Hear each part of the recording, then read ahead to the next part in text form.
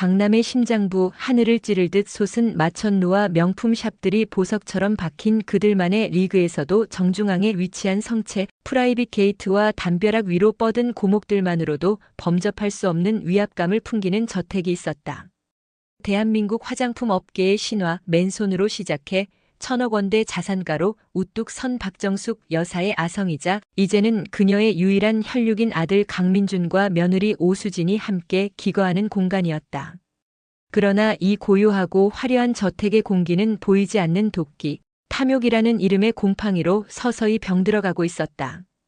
그 도끼의 진원지는 며느리 오수진이었다. 갤러리 큐레이터라는 번듯한 직업과 단아한 외모, 나긋나긋한 말투 뒤에 그녀는 뱀처럼 차갑고 질긴 욕망을 숨기고 있었다. 그녀의 하루는 시어머니 박 여사를 보살피는 일로 시작해 보살피는 일로 끝났다. 아침이면 최고급 유기농 식재료로 직접 죽을 쑤어 박 여사의 입에 떠넣었고, 점심에는 햇살 좋은 정원으로 휠체어를 밀고 나가 함께 산책했으며, 저녁이면 그녀가 가장 좋아했다는 클래식 음악을 틀어놓고 잠자리에 들 때까지 곁을 지켰다. 주변 사람들은 모두 입을 모아 오수진을 현대판 심청이라 칭송했다. 치매에 걸려 어린아이처럼 변해버린 시어머니를 저렇게까지 지극정성으로 모시는 며느리는 세상 어디에도 없을 것이라고, 박 여사가 전생에 나라를 구한 것이 틀림없다고 칭찬을 아끼지 않았다. 하지만 그들의 눈이 보지 못하는 곳에서 오수진의 미소는 얼음장처럼 차갑게 식어내렸다. 그녀는 박 여사의 앙상한 손목을 주무르면서도 머릿속으로는 저 손목에 채워진 수천만 원짜리 비취, 팔찌를 어떻게 하면 흠집 없이 팔아치울 수 있을까를 계산했다.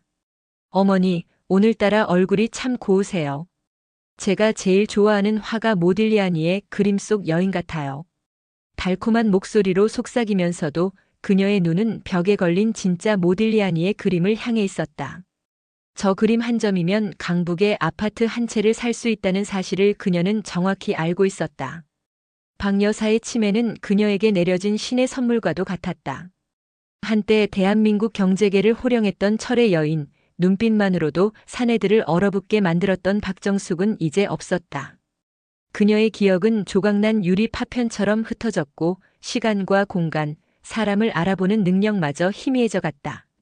가끔 정신이 맑아지는 날이면 그녀는 섬광처럼 스치는 기억 속에서 오수진의 위선을 꿰뚫어 보는 듯한 날카로운 눈빛을 하기도 했다. 내년 지금 내 등 뒤에서 무슨 꿍꿍이를 꾸미고 있는 게냐. 하지만 그런 순간은 길지 않았다. 오수진은 당황하는 대신 더욱 살갑게 웃으며 그녀를 혼란 속으로 밀어넣는 법을 터득했다. 어머니, 또 옛날 드라마 보신 기억이랑 헷갈리시나 봐요. 저는 어머니의 착한 며느리 수진이잖아요. 그녀는 박 여사가 가장 아꼈던 죽은 남편의 사진을 보여주며 그녀의 정신을 과거의 슬픔 속에 가두었고, 이내 박 여사의 눈빛은 다시 초점을 잃고 허공을 헤맸다. 오수진의 남편이자 박 여사의 아들인 강민주는 이 모든 상황의 무력한 관찰자에 불과했다. 평생을 어머니의 그늘 아래서 유약하게 자라온 그는 아내의 야심을 어렴풋이 눈치채면서도 차마 제지하지 못했다. 어머니의 재산을 지켜야 한다는 희미한 죄책감과 아내의 서슬, 퍼런 욕망 사이에서 그는 그저 침묵하는 길을 택했다. 오수진은 그런 남편의 나약함을 비웃으며 자신의 계획을 더욱 대담하게 밀어붙였다. 그녀의 목표는 단 하나, 박 여사가 가진 1,000억 원의 재산 전부였다. 법적으로 상속을 받으려면 아직 시간이 필요했고, 그 사이 박 여사의 정신이 잠시라도 돌아와 유언장을 수정하기라도 한다면 모든 것이 물거품이 될 수 있었다. 오수진은 더 이상 기다릴 수 없었다. 그녀는 박 여사가 가진 모든 부동산과 주식, 예금을 자신의 이름으로 증여받는다는 계획을 세웠다. 치매 환자를 상대로 한명백한 사기 행각이었지만 오수진은 자신의 연기력과 돈으로 매수한 변호사만 있다면 불가능할 것이 없다고 확신했다.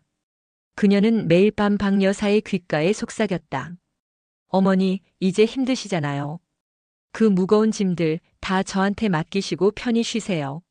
제가 어머니 재산 티끌 하나 없이 잘 지켜드릴게요. 그 목소리는 악마의 속삭임처럼 달콤하고 끈질겼다. 마침내 박 여사의 흐릿한 의식 속에 모든 것을 며느리에게 넘겨주면 편해진다는 생각이 각인되기 시작했다. 오수진은 승리를 예감했다. 저 거대한 저택과 눈부신 보석, 통장 속의 숫자들, 이 모든 것이 곧 자신의 것이 되리라는 황홀한 예감에 온몸이 떨렸다. 그녀는 아직 알지 못했다. 자신이 쌓아 올리고 있는 이 탐욕의 바벨탑이 얼마나 허망하게 무너져 내릴 것인지, 그리고 자신이 그토록 경멸했던 늙고 병든 시어머니가 자신의 인생을 송두리째 뒤흔들 마지막 비수를 숨기고 있다는 사실을. 대한민국 상위 0.1%의 화려한 저택 안에서 가장 추악하고 잔혹한 비극의 서막이 오르고 있었다. 결전의 날, 비가 추적추적 내리는 흐린 오후였다. 오수진은 일부러 저택의 모든 조명을 어둡게 하고 박 여사가 평소 좋아하던 차분한 피아노곡 대신 불안감을 증폭시키는 스산한 첼로 연주를 틀었다. 그녀는 오늘을 위해 몇 주간 공들여 준비했다. 돈에 눈이 먼 사설 법무사를 섭외했고 박 여사의 정신이 가장 혼미해지는 시간을 정확히 계산했다. 아들 강민주는 중요한 미팅이라는 핑계로 아침 일찍 집을 나섰다. 사실은 아내와 어머니 사이에서 벌어질 끔찍한 일을 외면하기 위한 비겁한 도피였다. 오수진은 흰색 원피스를 차려입고 마치 천사처럼 경건한 표정으로 박 여사의 휠체어 앞에 무릎을 꿇었다. 그녀의 손에는 두툼한 서류 뭉치가 들려 있었다. 박 여사가 평생 일궈온 제국의 소유권을 이전하는 증여 계약서였다.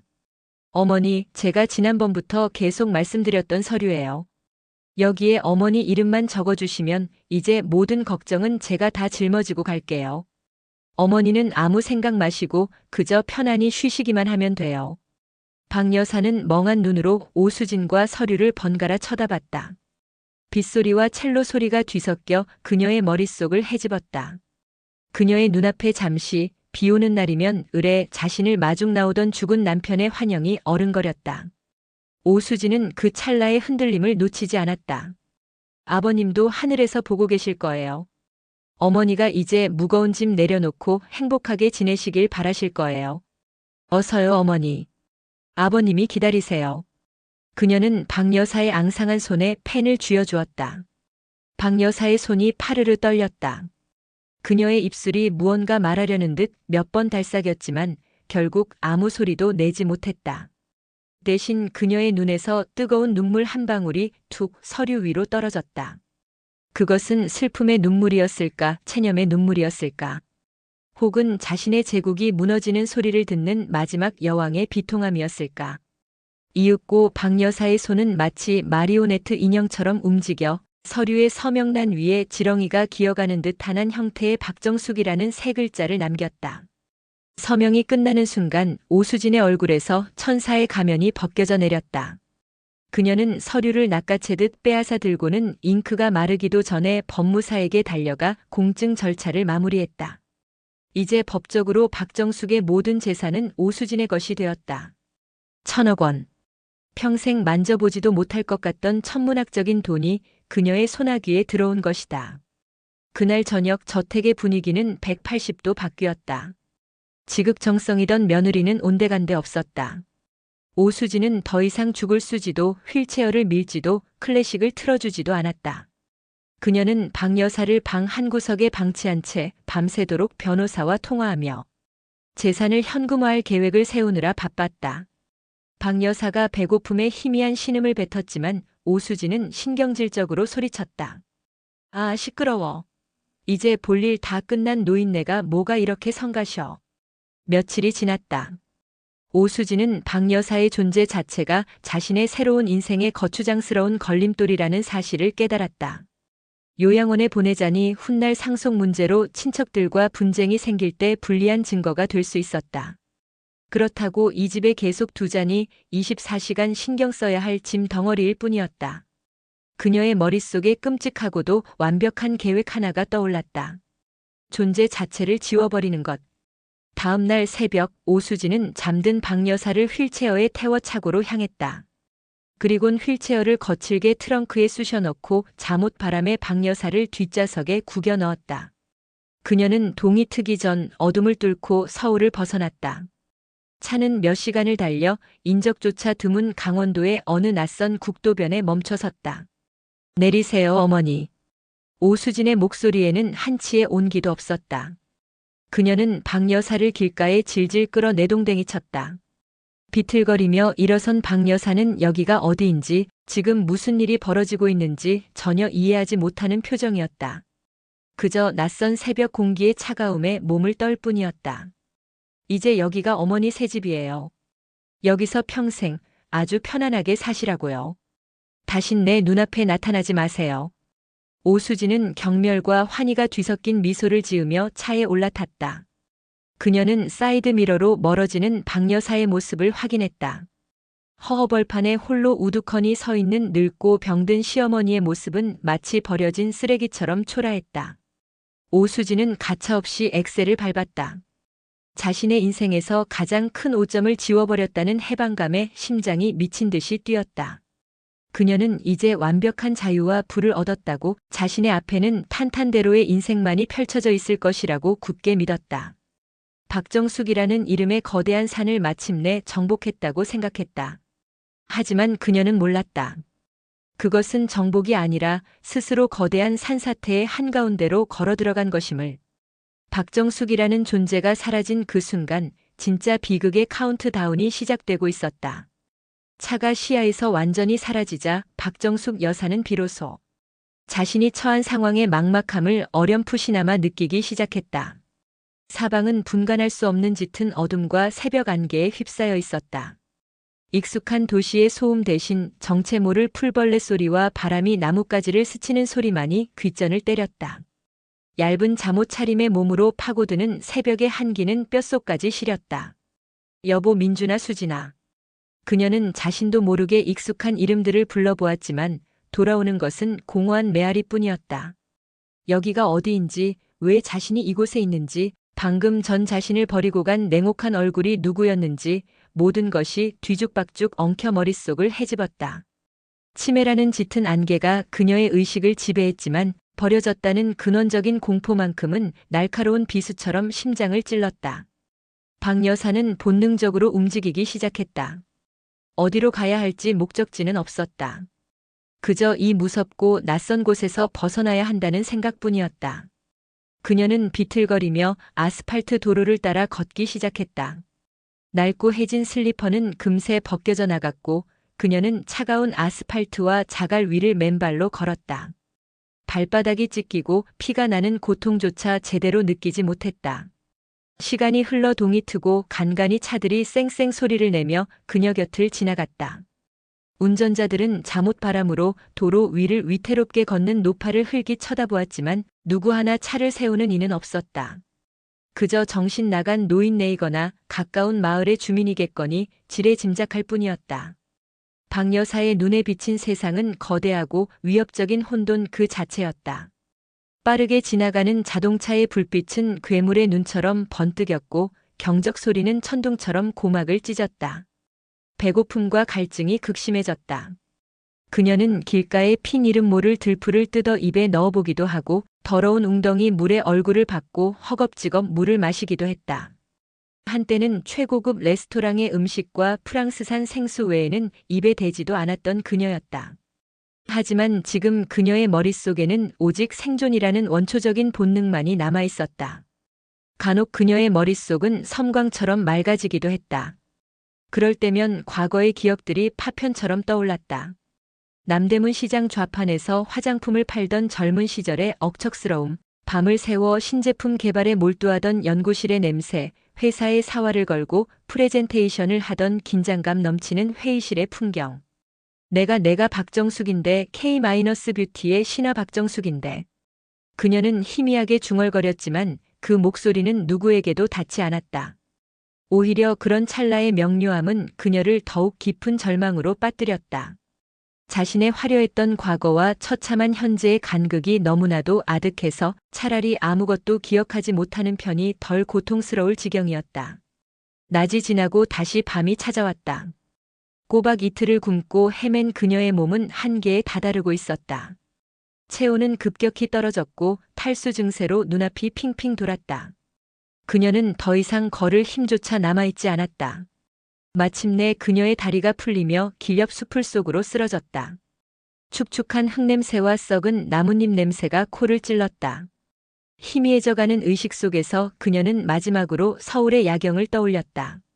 자신이 평생에 걸쳐 쌓아 올린 빛의 제국. 그 불빛들은 이제 너무나도 멀고 아득했다. 차가운 흙바닥 위에서 대한민국에서 가장 부유했던 여인은 이름도 없는 들풀처럼 쓰러져가고 있었다. 그녀의 조난은 완벽했고 세상은 그녀의 실종에 대해 아무런 관심도 없는 듯 고요하기만 했다. 박정숙 여사가 차가운 땅 위에서 마지막 숨을 몰아쉬고 있을 때 기적처럼 한 줄기 빛이 그녀를 비췄다. 그것은 자동차 헤드라이트도 달빛도 아니었다. 낡은 경운기 헤드라이트에서 새어나오는 희미하고 따뜻한 불빛이었다. 불빛의 주인은 인근 은혜리 마을의 최 이장이었다.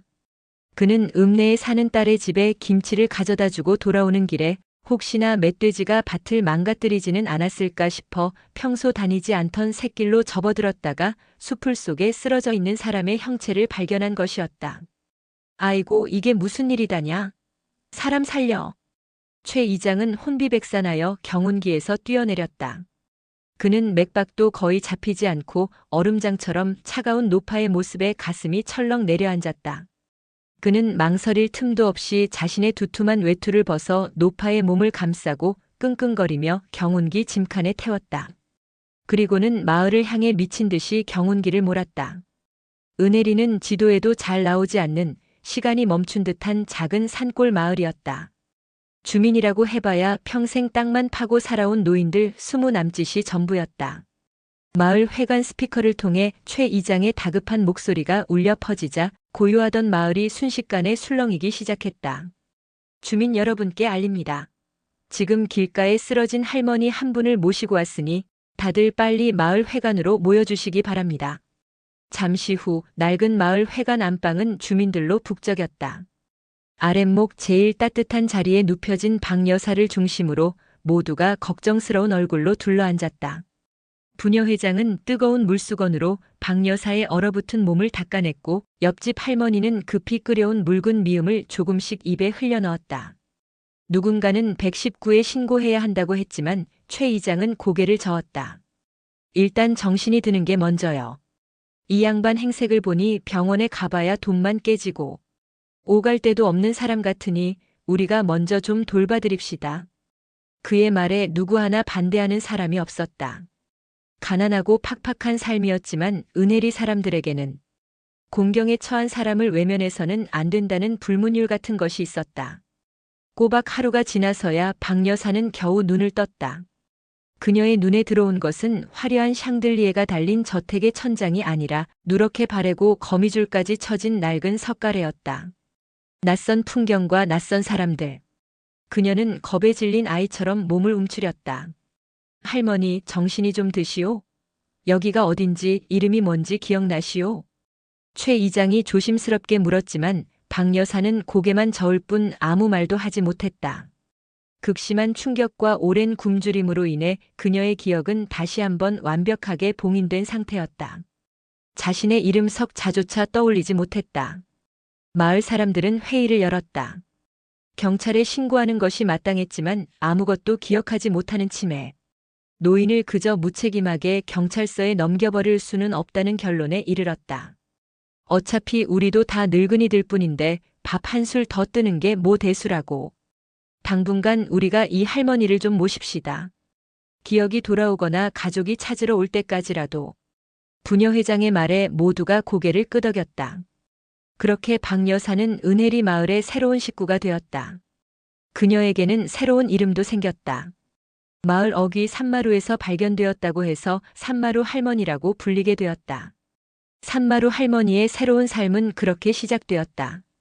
매일 아침이면 옆집 김씨 할머니가 와서 머리를 빗겨주었고 점심이면 마을 회관에 모여 다 같이 밥을 먹었다. 오후에는 부녀 회장을 따라 텃밭에 나가 서툰 솜씨로 호미질을 하기도 하고 저녁이면 최 이장 댁 사랑방에 모여 텔레비전을 보다가 꾸벅꾸벅 졸기도 했다. 처음에는 경계심 가득하던 그녀의 눈빛은 마을 사람들의 꾸밈 없는 친절과 따뜻한 보살핌 속에서 서서히 부드러워졌다. 그녀는 여전히 과거를 기억하지 못했지만 더 이상 공포에 떨지 않았다. 오히려 아이처럼 천진하게 웃는 일이 많아졌다. 평생을 경쟁과 의심 속에서 살아왔던 그녀는 아무런 대가도 바라지 않는 순수한 공동체의 사랑 속에서 난생 처음으로 영혼의 안식을 느끼고 있었다. 그녀가 잃어버린 것은 천억의 재산과 박정숙이라는 이름이었지만 대신 돈으로도 살 수 없는 사람의 온기를 얻고 있었다. 은혜리의 시간은 느리게 흘러갔다. 앙상했던 그녀의 뺨에는 살이 오르기 시작했고 공허했던 눈에는 조금씩 생기가 돌았다.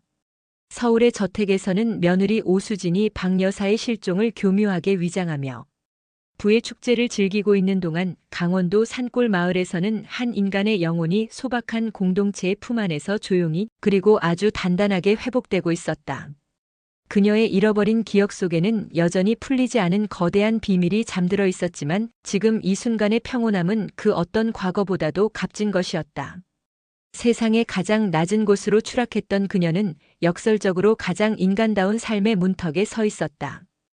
시간은 속절없이 흘러 박정숙 여사가 산마루 할머니로 은혜리에 정착한 지 어느덧 6달이 훌쩍 지났다. 강원도의 맑은 공기와 유기농 음식 그리고 무엇보다 마을 사람들의 따뜻한 정성 속에서 그녀는 몰라보게 건강을 되찾았다. 앙상했던 뼈 위로 포동포동 살이 올랐고 늘 불안하게 흔들리던 눈동자에는 아이와 같은 평온함이 깃들었다. 그녀는 여전히 자신의 과거를 기억하지 못했지만 그것은 더 이상 중요하지 않았다. 아침에 눈을 뜨면 자신을 어머니라 부르며 아침밥을 챙겨주는 부녀 회장이 있었고 낮에는 함께 밭을 매며 땀 흘리는 이웃들이 있었으며 저녁이면 낡은 텔레비전 앞에 옹기종기 모여 앉아 서로의 등을 두드려주는 친구들이 있었다. 박정숙의 인생에서 단 한 번도 경험해보지 못했던 돈으로 살 수 없는 충만함이 그녀의 텅 빈 기억을 채워나가고 있었다. 하지만 이 평화롭고 목가적인 공동체 위로 서서히 검은 그림자가 들이우기 시작했다. 은혜리가 품고 있는 절박하고 근원적인 문제, 바로 가난이라는 망령이었다. 마을 주민 대부분은 정부에서 나오는 얼마 안 되는 노령연금과 척박한 땅에서 나는 소출의 의지에 근근히 살아가고 있었다. 젊은이들은 모두 돈을 벌기 위해 도시로 떠나버렸고 이제 마을은 병들고 늙은 노인들만 남아 소멸의 날을 기다리는 외로운 섬과 같았다. 당장 내일의 끼니를 걱정할 정도는 아니었지만 지붕이 새도 고칠 돈이 없었고 누군가 아프기라도 하면 병원비 걱정에 밤잠을 설치는 것이 그들의 현실이었다. 최 이장과 마을 어른들은 애써 웃음 뒤에 그늘을 감추고 있었지만 해가 갈수록 깊어지는 주름과 한숨은 마을의 암울한 미래를 예고하고 있었다. 그들의 절망을 파고든 것은 거대한 자본의 탐욕이었다. 어느 날 번쩍이는 검은색 세단 여러 대가 좁은 마을 길을 비집고 들어왔다. 말쑥한 양복을 차려입은 남자들이 차에서 내렸고 그들 중 리더로 보이는 중년 남자가 최 이장 앞에 명함 한 장을 건넸다. 태산개발 기획개발팀장 박성철. 이장님 그리고 어르신들. 바쁘신데 시간 내주셔서 감사합니다.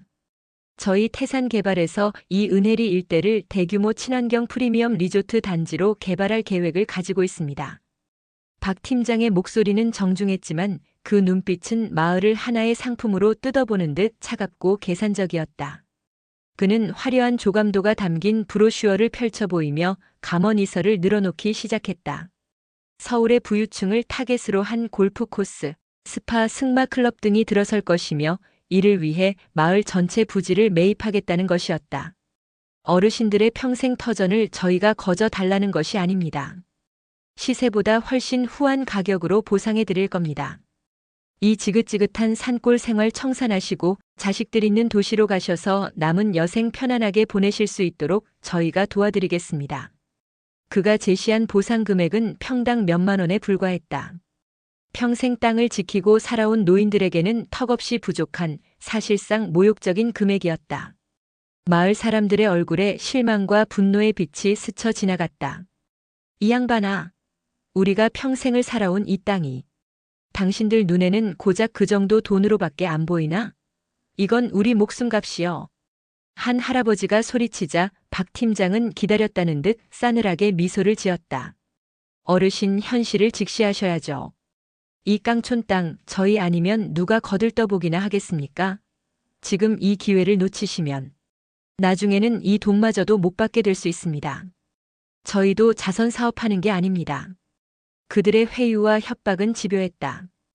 그들은 마을을 돌며 주민들을 개별적으로 접촉해 이간질하기 시작했다.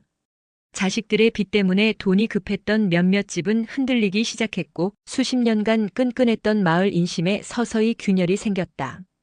매일 저녁 마을 회관에서는 고성이 오갔다.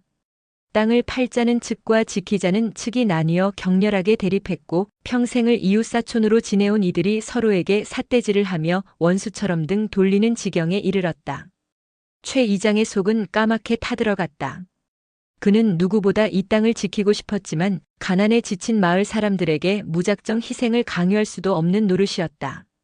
리조트가 들어서면 은혜리의 아름다운 자연은 파괴될 것이고 수백 년간 이어져 온 공동체는 흔적도 없이 사라질 터였다. 그러나 당장의 생계가 막막한 이들에게 미래와 환경을 이야기하는 것은 사치처럼 들릴 뿐이었다. 어느 날 밤 최 이장은 홀로 마을 앞 정자에 앉아 깊은 시름에 잠겨 있었다. 그때 산책을 나온 산마루 할머니가 그의 곁으로 다가왔다. 그녀는 아무 말 없이 최 이장의 어깨를 툭툭 두드려 주었다. 그녀의 눈빛은 마치 모든 것을 이해한다는 듯 깊고 따뜻했다. 최 이장은 자신도 모르게 그녀에게 하소연을 털어놓았다. 할머니, 이제 우리 마을도 끝인가 봅니다. 저놈들한테 땅 다 뺏기고 뿔뿔이 흩어지게 생겼어요. 이 늙은 몸으로 뭘 어떻게 해야 할지 아무것도 보이질 않네요. 산마루 할머니는 여전히 말이 없었다.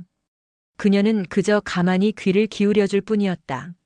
하지만 그녀의 머릿속 치매라는 짙은 안개 너머에서는 무언가 거대한 것이 꿈틀대기 시작하고 있었다. 그녀는 알지 못했다. 자신의 내면에 잠들어 있는 한때 대한민국 경제를 호령했던 철의 여인의 본능이 이 절체절명의 위기 앞에서 깨어나고 있다는 사실을. 은혜리 마을의 운명, 그리고 그녀. 자신의 잃어버린 정체성을 되찾을 거대한 서사의 두 번째 막이 오르고 있었다. 핵심 문제는 제시되었다. 이제 필요한 것은 누구도 상상하지 못했던 파격적인 해결책이었다. 은혜리 마을의 갈등은 극으로 치닫고 있었다. 태산개발 측은 최후 통첩을 날렸다. 일주일 안에 매각 동의서에 도장을 찍지 않으면 보상 금액을 절반으로 깎아버리겠다는 협박이었다. 마을은 거의 자포자기 상태에 빠졌다. 희망은 보이지 않았고 서로를 향한 원망과 불신만이 잿더미처럼 쌓여갔다. 바로 그 절망의 순간 기적은 가장 예상치 못한 곳에서 싹을 틔웠다. 사건의 발단은 부녀 회장이 끓이고 있던 정체불명의 약초물이었다. 그녀는 평소 허리가 아픈 남편을 위해 산에서 캔 온갖 약초를 넣고 푹 고아내고 있었는데 그날따라 처음 보는 희한한 들꽃을 몇 뿌리 섞어 넣었다. 그러자 가마솥에서는 지금껏 맡아본 적 없는 깊고 은은하면서도 상쾌한 향기가 피어올랐다. 마침 부녀 회장 집 마당을 지나던 산마루 할머니가 그 향기를 맡고 우뚝 걸음을 멈췄다. 그녀의 공허하던 눈빛이 순간 아주 희미하게 초점을 맞추기 시작했다. 마치 오래된 기계의 녹슨 톱니바퀴가 삐걱거리며 맞물려 돌아가기 시작하는 듯 했다. 그녀는 홀린 듯 가마솥으로 다가가 김이 모락모락 나는 약초물을 국자로 떠서 손등에 살짝 발라보았다.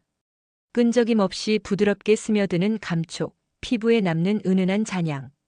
그 순간 박정숙 여사의 입에서 수십 년간 잠들어 있던 단어들이 불쑥 튀어나왔다. 코스메슈티컬 COSMEC UTICAL 천연 유기농 원료, 이건 브랜드 스토리가 돼. 독점 원료 특허. 주변에 있던 마을 사람들은 어리둥절한 표정으로 그녀를 쳐다봤다. 치매 걸린 할머니가 갑자기 알아들을 수 없는 외국어를 섞어가며 횡설수설한다고 생각했다. 하지만 부녀 회장과 최 이장은 달랐다. 그들은 산마루 할머니의 눈에서 평소와는 다른 섬광처럼 번뜩이는 총기와 예리함을 보았다. 할머니, 방금 뭐라고 하셨소? 코스 뭐시기? 그게 다 뭐요? 최 이장이 다급하게 묻자 산마루 할머니는 다시 멍한 표정으로 돌아와 고개를 갸웃거릴 뿐이었다. 하지만 그녀의 잠재의식은 이미 깨어났다. 그녀는 약초 찌꺼기가 담긴 광주리를 뒤지기 시작하더니 아까 그 신비한 향을 내던 들꽃 뿌리를 정확하게 집어들었다. 그리고는 흙바닥에 나뭇가지로 아무도 이해할 수 없는 복잡한 화학 구조식 같은 것들을 그리기 시작했다. 그날 밤 최 이장은 마을 사람들을 전부 회관으로 소집했다. 그의 얼굴은 전례 없이 비장했다. 여러분, 우리에게도 기회가 온 것 같습니다. 저 태산 개발놈들에게 헐값에 땅을 넘기고 쫓겨나는 대신 우리 손으로 직접 우리 마을의 가치를 증명해 보입시다. 그는 낮에 있었던 일을 설명하며 산마루 할머니가 보여준 기이한 행동과 그녀가 중얼거렸던 단어들을 이야기했다. 그리고는 파격적인 제안을 내놓았다. 이 들꽃으로 화장품을 만듭시다. 산마루 할머니가 말한 대로 우리 마을의 깨끗한 자연과 이 특별한 꽃을 가지고 세상에 단 하나뿐인 화장품을 만들어 파는 겁니다. 마을 회관은 찬물을 끼얹은 듯 조용해졌다. 이내 여기저기서 비웃음과 반대의 목소리가 터져나왔다. 이장 양반 노망났소? 우리가 흙 파먹던 손으로 어떻게 화장품을 만든단 말이오. 치매 걸린 할머니 말만 믿고 이 중대한 시기에 장난을 하자는 거요?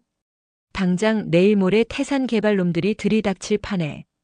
바로 그때 늘 조용히 구석에 앉아있던 부녀 회장이 자리에서 벌떡 일어났다. 나는 이장님 말에 찬성합니다. 그리고 산마루 할머니를 믿어요. 우리가 평생 무시하고 밟고 다녔던 저 풀 한 포기가 어쩌면 우리를 살릴 동아줄일지도 모르는 일이요. 평생 남들 밑에서 속고 당하고만 살았는데 죽기 전에 우리 이름 걸고 뭐 하나라도 만들어보고 죽읍시다. 믿져야 본전 아니오. 그녀의 진심 어린 외침은 얼어붙었던 사람들의 마음을 움직였다. 평생을 땅과 씨름하며 살아온 그들의 손은 거칠고 투박했지만 그 안에는 섬세한 감각과 정직한 땀의 가치가 배어 있었다. 하나둘씩 동조하는 사람들이 늘어났고 마침내 마을 사람들은 마지막 희망을 걸고 이 무모한 도전에 나서기로 결의했다. 그날부터 은혜리는 거대한 실험실로 변했다. 노인들은 태어나서 처음으로 화장품 제조라는 미지의 세계에 발을 들여놓았다. 산마루 할머니는 비록 지속적으로 명료한 상태를 유지하지는 못했지만 특정 향이나 재료 앞에서 간헐적으로 놀라운 전문성을 발휘하며 프로젝트의 방향을 제시하는 등대 역할을 했다. 그녀는 마치 신들린 사람처럼 약초들의 배합 비율을 손짓으로 알려주기도 하고 추출 온도와 시간을 중얼거리기도 했다. 마을 사람들은 일사불란하게 움직였다. 남자들은 산을 누비며 신비의 들꽃과 다른 약초들을 채집했고 여자들은 부녀 회장의 지휘 아래 전통 방식 그대로 약초를 씻고 말리고 빻았다. 마을의 유일한 대학생 손자 서울에서 휴학하고 내려와 있던 김민수 군이 프로젝트에 합류하면서 일은 더욱 속도를 냈다. 그는 인터넷을 뒤져가며 화장품 제조에 필요한 최소한의 장비 중탕기, 교반기 등을 중고로 구입했고 산마루 할머니가 흙바닥에 그렸던 그림들을 사진으로 찍어 화학과 친구에게 보내 분석을 의뢰했다. 수많은 실패가 뒤따랐다. 어떤 날은 솥단지를 새까맣게 태워 먹었고 어떤 날은 정체불명의 덩어리를 만들어내기도 했다. 하지만 아무도 포기하지 않았다. 오히려 그들은 함께 실패하고 함께 웃으며 다시 일어서는 과정 속에서 태산 개발이 망가뜨렸던 공동체의 신뢰와 유대를 회복하고 있었다. 마침내 몇 주간의 밤샘 연구와 노력 끝에 그들은 첫 번째 시제품을 완성했다. 작은 유리병에 담긴 뽀얀 빛깔의 크림. 인공 향료나 화학 보존제는 단 한 방울도 들어가지 않은 오직 은혜리의 자연과 노인들의 정성만으로 빚어낸 결과물이었다. 그들은 제품의 이름을 은혜리 이슬이라고 지었다. 최 이장은 떨리는 손으로 은혜리 이슬을 손등에 발라보았다. 놀랍도록 부드러운 발림성과 피부 깊숙이 스며드는 촉촉함, 그리고 코끝을 감도는 은은하고 고급스러운 향기. 이것은 단순한 시골 할머니들의 장난이 아니었다. 분명 세상에 내놓아도 될 만한 엄청난 잠재력을 가진 물건이었다. 됐다. 우리가 해냈어. 최 이장의 외침에 마을 회관은 환호성으로 가득 찼다. 그들의 눈에는 눈물이 그렁그렁 맺혀 있었다. 그것은 절망의 끝에서 스스로의 힘으로 희망의 씨앗을 피워낸 자들만이 흘릴 수 있는 뜨겁고 값진 눈물이었다. 파격적인 해결책은 이제 마을 사람들의 손안에서 구체적인 형태를 갖추었고 거대한 반격을 위한 준비는 모두 끝났다. 이제 남은 것은 이 작은 은혜리 이슬 한 방울이 어떻게 거대한 태풍을 일으키는지를 지켜보는 일뿐이었다. 은혜리 이슬의 탄생은 시작에 불과했다. 진짜 전쟁은 이제부터였다. 태산개발이 제시한 마감 시한은 코앞으로 다가왔고 마을 사람들은 턱 밑까지 차오른 위기감 속에서 마지막 승부수를 던져야 했다. 대학생 민수는 밤을 새워 투박하지만 진심이 담긴 온라인 판매 페이지를 만들었다. 강원도 산골 할머니들이 직접 캐고 만든 세상에서 가장 정직한 수분 크림이라는 문구와 함께 주름진 손으로 약초를 다듬고 가마솥 앞에서 땀 흘리는 할머니들의 사진을 올렸다. 가격은 시중의 값비싼 브랜드에 비하면 터무니없이 저렴했다. 판매를 시작한 첫날 주문은 단 3건에 불과했다. 그마저도 민수의 친구들이 팔아준 것이었다. 마을 사람들의 얼굴에는 다시 실망의 그림자가 드리웠다. 하지만 바로 다음 날 기적 같은 일이 벌어졌다. 수십만 팔로워를 거느린 유명 뷰티 유튜버가 우연히 민수의 친구를 통해 은혜리 이슬을 접하게 된 것이다. 그녀는 처음에는 시골에서 만든 조악한 제품이겠거니 반신반의했지만 한번 사용해보고는 경악을 금치 못했다. 값비싼 명품 화장품에서도 느껴보지 못했던 깊은 보습감과 피부 진정 효과, 그리고 무엇보다 인공적으로는 흉내낼 수 없는 자연의 향기에 완전히 매료된 것이다. 그녀는 그날 밤 광고 아님, 내돈내산 인생 최고의 수분 크림 발견 이라는 제목으로 긴급 라이브 방송을 켰다. 여러분, 이거 진짜 미쳤어요. 제가 온갖 브랜드 협찬 다 받아봤지만 이런 제품은 처음이에요. 강원도 할머님들이 직접 만드셨다는데 이건 그냥 화장품이 아니라 작품이에요, 작품. 방송의 파급력은 상상을 초월했다. 방송이 끝나기도 전에 은혜리 이슬은 실시간 검색어 순위에 올랐고 주문이 폭주하기 시작했다. 낡은 마을 회관의 전화기는 쉴 새 없이 울려댔고 민수의 노트북에서는 주문이 접수되었습니다라는 알림음이 끊임없이 터져나왔다. 하루 만에 준비했던 수백 개의 물량이 전부 동이 나버렸다. 마을 사람들은 어안이 벙벙한 채 서로의 얼굴만 쳐다보았다. 평생 흙만 파던 그들의 손으로 만든 것이 이렇게나 큰 호응을 얻으리라고는 꿈에도 상상하지 못했던 것이다. 한편 서울 강남의 호화로운 펜트하우스에서 오수진은 따분한 오후를 보내고 있었다. 1,000억 원의 재산을 손에 넣은 뒤 그녀의 삶은 사치와 향락으로 가득 찼다. 매일같이 명품 쇼핑을 하고 최고급 스파에서 관리를 받았지만 마음 한구석은 늘 텅 빈 듯 공허하고 불안했다. 시어머니를 버렸다는 죄책감보다는 혹시라도 누군가 그녀를 발견해 자신의 범죄가 탄로나지 않을까 하는 두려움이 그녀를 갉아먹고 있었다. 그녀는 무료함을 달래기 위해 무심코 SNS를 스크롤하다가 온통 은혜리 이슬이라는 이름으로 도배된 피드를 보게 되었다. 웬 촌스러운 이름이야 하고 비웃으며 기사를 클릭한 그녀의 얼굴이 서서히 굳어지기 시작했다. 강원도 산골, 치매 노인, 공동체, 천연 화장품 낯선 단어들의 조합 속에서 불길한 예감이 엄습했다. 그녀는 떨리는 손으로 관련 유튜브 영상을 찾아 재생했다. 영상 속에는 성공에 기뻐하며 서로를 부둥켜 안고 우는 은혜리 마을 사람들의 모습이 담겨 있었다. 그리고 그 중심에 환하게 웃고 있는 한 노파의 얼굴이 클로즈업되었다. 비록 햇볕에 그을리고 주름이 깊어졌지만 그 얼굴은 오수진이 결코 잊을 수 없는 자신이 지옥 같은 국도변에 내버렸던 시어머니 박정숙의 얼굴이었다. 말도 안 돼. 살아있었어? 오수진의 손에서 스마트폰이 떨어졌다. 온몸의 피가 차갑게 식는 것 같았다. 박정숙이 살아있다는 사실만으로도 끔찍한데 하필이면 화장품으로 재기에 성공했다는 것은 그녀에게 사형 선고나 다름없었다. 그녀는 이성을 잃었다. 저 노인네를 당장 끌고 와야 했다. 기억이 돌아오기 전에 모든 것을 알고 있는 저 입을 막아버려야 했다. 그 같은 시각 태산개발의 박 팀장 역시 눈앞의 상황을 믿을 수 없었다. 당장이라도 무너질 것 같던 깡촌 마을이 하루아침에 전 국민의 관심을 받는 핫플레이스가 되어버린 것이다.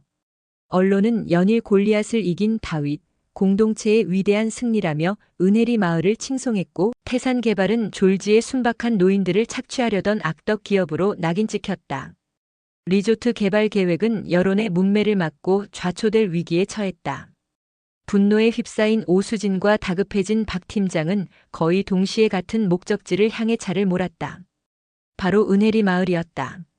며칠 후 은혜리 이슬의 성공을 축하하는 작은 마을 잔치가 열리고 있었다. 마을은 외부에서 찾아온 기자들과 방문객들로 북적였다.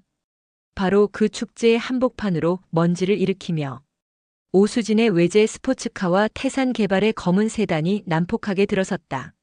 어머니, 여기서 지금 뭐 하시는 거예요? 이 정신 나간 노인네가. 차에서 내린 오수진은 이성을 잃고 산마루 할머니에게 달려들며 악을 썼다. 마을 사람들은 갑작스러운 상황에 놀라 그녀를 막아섰다. 당신 누구요? 함부로 우리 할머니한테 손대지 마. 최 이장이 버럭 소리치자 오수진은 기가 막히다는 듯 코웃음을 쳤다. 내 어머니 내가 모셔가겠다는데 당신들이 무슨 상관이야?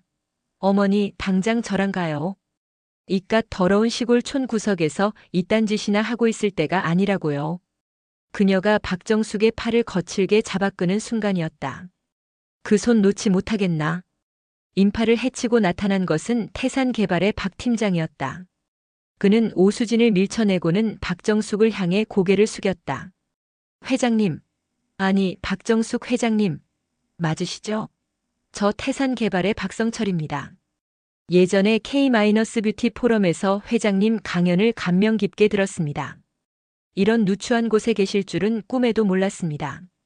박 팀장의 돌발 행동에 모든 사람이 얼어붙었다. 오수진은 얼굴이 새하얗게 질렸다. 회장님이라니.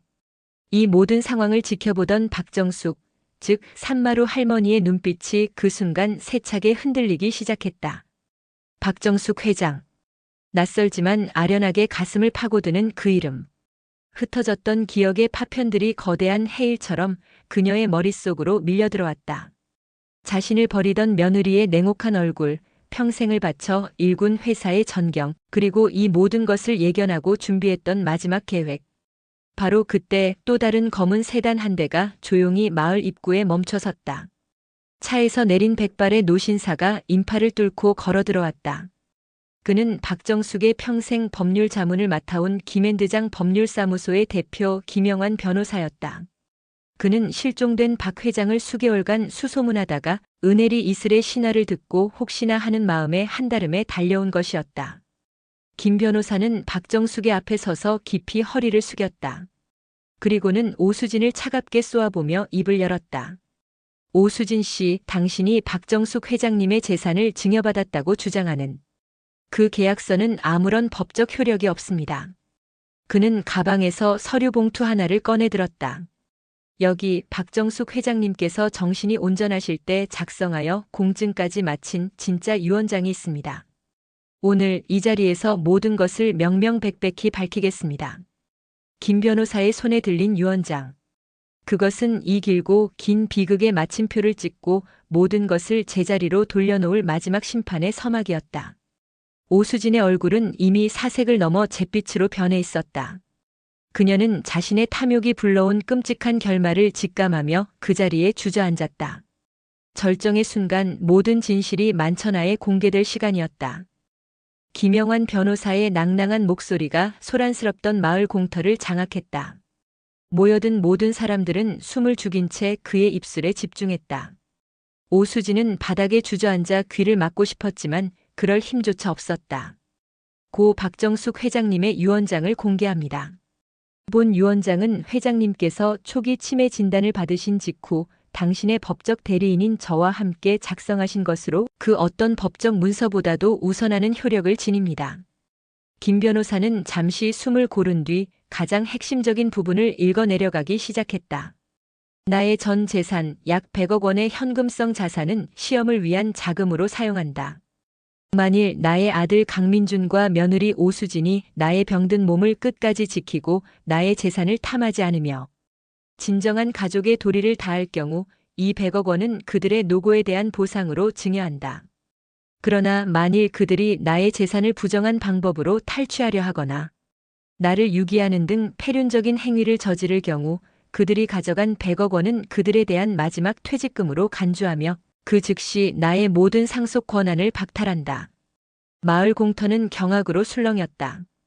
오수진이 목숨처럼 여겼던 100억 원은 진짜 유산이 아니라 그녀의 탐욕을 시험하기 위한 미끼에 불과했던 것이다. 그녀는 스스로 가장 끔찍한 방식으로 그 시험에 완벽하게 실패했음을 증명해 보인 셈이었다. 김 변호사의 목소리는 계속되었다. 나의 진정한 유산은 돈이 아니라 내가 평생을 바쳐 일군 K-코스메틱의 정신 그 자체이다. 나의 사후 회사의 소유권과 나머지 모든 자산은 나의 정신을 가장 올바르게 계승한 개인 혹은 단체에게 귀속된다. 그 조건은 다음과 같다. 첫째, 대한민국의 자연에서 얻은 고유한 원료로 세상에 없던 제품을 만들어낼 것. 둘째, 이윤 추구를 넘어 사람을 이롭게 하고 공동체에 기여할 것. 셋째, 그 어떤 역경 속에서도 굴하지 않는 불굴의 도전 정신을 보여줄 것.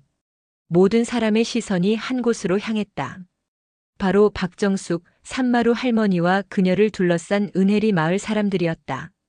그들은 자신들도 모르는 사이에 유언장에 명시된 모든 조건을 완벽하게 충족시킨 것이다. 척박한 땅에서 은혜리 이슬이라는 기적을 만들어냈고 그 수익을 마을 공동체를 위해 사용했으며 거대 기업의 협박에 맞서 싸워 이겼다.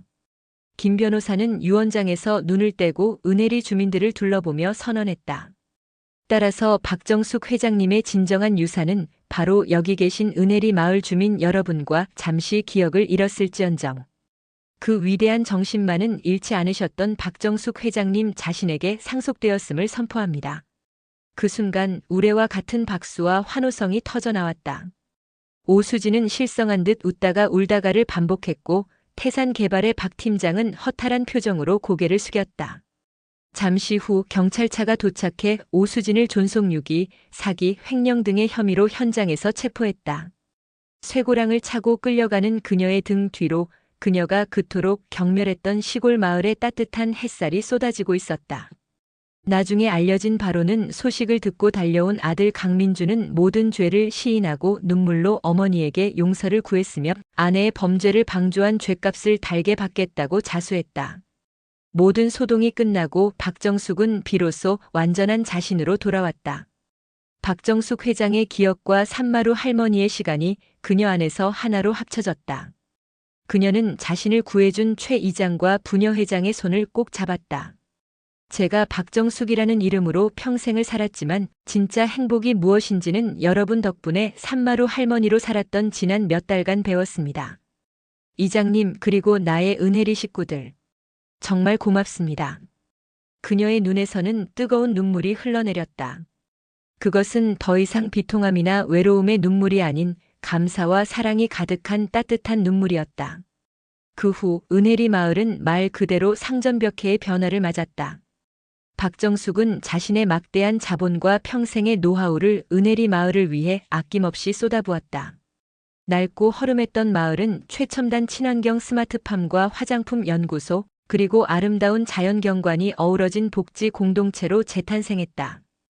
은혜리 이슬은 주식회사 은혜리라는 이름의 사회적 기업으로 공식 출범했고 마을 주민 모두가 주주이자 직원이 되었다. 일자리가 생기자 도시로 나갔던 젊은이들이 하나둘씩 돌아오기 시작했고 아이들의 웃음소리가 마을에 다시 울려 퍼졌다. 노인들은 더 이상 무기력한 존재가 아니었다. 그들은 자신의 경험과 지혜를 발휘해 약초를 재배하고 제품 생산에 참여하며 당당한 경제 주체로 거듭났다. 주식회사 은혜리는 수익의 상당 부분을 노인 복지와 지역사회 발전을 위해 환원하며 대한민국에서 가장 성공적인 공동체 회복의 모델이 되었다. 박정숙은 더 이상 강남의 고독한 여왕이 아니었다. 그녀는 매일 아침 직원마을 주민들과 함께 밭으로 나가 허브를 가꾸고 오후에는 연구실에서 젊은이들과 신제품 개발에 대해 토론했으며 저녁이면 마을 회관에서 아이들에게 옛날 이야기를 들려주는 자애로운 할머니가 되었다. 그녀는 마침내 깨달았다. 진정한 부는 통장 속의 숫자가 아니라 함께 웃고 울어줄 수 있는 사람들의 온기 속에 있다는 것을. 어느 화창한 봄날 박정숙은 이제는 은혜리의 명물이 된 들꽃밭 한가운데 서서 저 멀리 펼쳐진 마을의 풍경을 바라보았다. 현대식으로 지어진 그림 같은 집들, 최첨단 유리 온실, 그리고 그 사이를 오가는 행복한 사람들의 모습. 자신이 버려졌던 바로 그 절망의 땅이 이제는 수많은 사람을 살리는 희망의 땅, 유토피아로 변해 있었다. 그녀의 얼굴에 세상에서 가장 평온하고 아름다운 미소가 피어올랐다. 탐욕으로 시작된 한 편의 자극적인 이야기는 모든 상처가 치유되고 공동체의 사랑과 희망이 만개하는 따뜻하고 감동적인 대서사로 막을 내리고 있었다. 오늘도 시청해주셔서 감사합니다. 영상이 즐거우셨다면 구독과 좋아요 부탁드리겠습니다.